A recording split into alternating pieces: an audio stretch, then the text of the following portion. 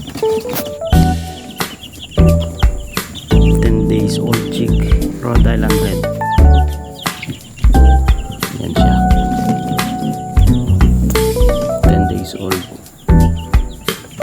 Hindi pa siya nakatayo. Yan. Nakayo po siya. Ganda.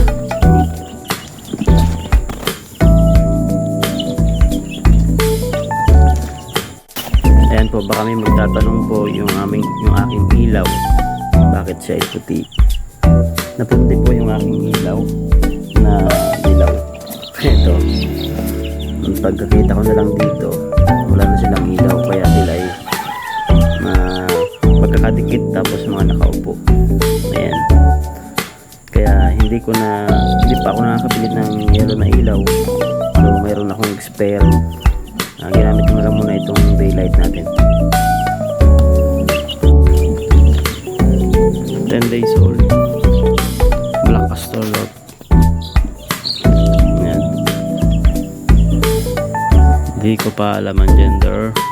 Hindi pa po tayo marunong mag-classify ng gender ng mga sisiw. So hinihintay ko lang po na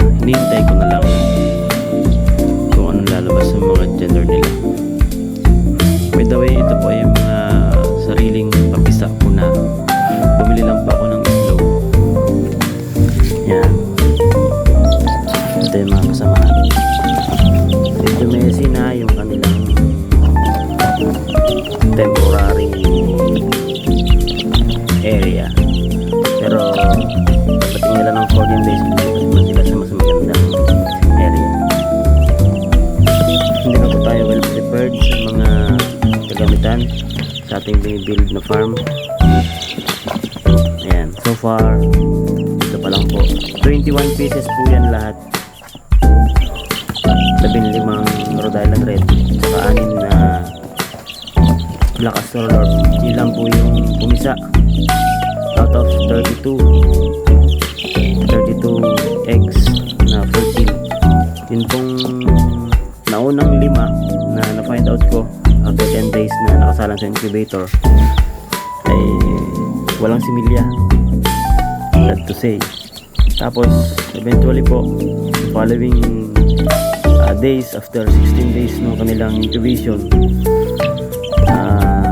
nakikita ulit natin after natin mag-candling,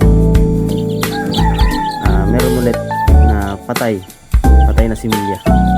Patay naman po yung similya niya. Ayan, so kaya ngayon 21 lang yung nabuhay sa kanila. Ito na po yung result. 10 days na po sila ngayon dito. Ayan. So far, yun lang po muna. Thank you.